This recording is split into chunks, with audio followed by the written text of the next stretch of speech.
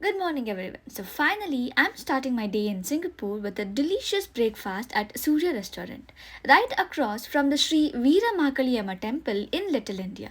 If you're in this area, you have to try their food. I went for their mini meal, which is a great option. The plate comes with a crispy dosa, soft idli, a vada, some chutney, puri, and a flavorful sagu. With a delicious breakfast behind me, it's time to head out and explore more of Singapore. I'm booking a taxi right now and we'll be on our way to Gardens by the Bay. This place is an absolute must see and can't wait to take you through this incredible beauty. Once the taxi arrives, we'll hop in and cruise through the city towards the garden. So, right now we are driving through Little India, and just across from us is the Sri Veeramakaliamman temple. This place is super iconic. It's actually one of the oldest temples in Singapore, dating all the way back to 1881. It's dedicated to Veeramakaliamman, a fierce form of the goddess Kali who represents destruction and transformation. The temple is pretty hard to miss, especially with its colorful entrance tower or gopuram that's covered in all these detailed statues of gods and goddesses. It's a real piece of art and gives off this amazing energy when you're nearby. It's such an important spot for the Indian community here. If you happen to visit during festivals like Deepavali, you will get to experience the vibrant processions and rituals that happen around the temple. Even if you are just passing by, it's a great place to stop, admire the architecture, and soak in the peaceful vibes. Talking about the roads, we are cruising through Little India right now, and honestly, I love how well planned and clean the roads here are. The traffic flows pretty smoothly, and you will get this really nice vibe as you pass by all the colorful buildings, markets, little shops. It's just such a great mix of old and new. As we are driving, we are heading towards Nickel Highway, which is taking us closer to Gardens by the Bay. And as we get closer, check this out. We can actually see the iconic Singapore Flyer, the giant Ferris wheel off in the distance. It's hard to miss, right? It's one of the tallest observation wheels in the world, and from up there, you get the incredible panoramic views of the whole city. Definitely something you have got to check if you're visiting. The roads are wide and smooth, and it's just so easy to get from one place to another in Singapore.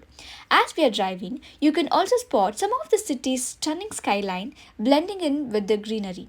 It's amazing how Singapore mixes nature with all the skyscrapers. Also, this has incredible mix of buildings, each one with its own unique quirky style. So take Marina Bay Sands for example. It's hard to miss with these three towers and that jaw-dropping rooftop infinity pool. The view from up there must be insane, right? It almost looks like a ship sitting on top of those towers. It's one of those landmarks you instantly recognize. So we are almost towards Gardens by the Bay. Alright, so we have just arrived at Gardens by the Bay, and I am so excited to be here. This is definitely one of the most iconic spots in all Singapore, and you can see why as soon as you step in. The first thing that you hit is the Super Grove tree. These towering, futuristic trees that look like they came straight out of a sci fi movie. I mean, seriously, how cool do they look? But they are not in just for show. Each of these super trees they have a whole vertical garden growing on them, which is pretty amazing when you think about it. It's like each one of its own little living ecosystem and they're all connected to a sustainable energy system too. Honestly, it's one of those places where you just can't stop looking around because everywhere you turn, there's something mind blowing to see. I can't wait to show you more as we explore.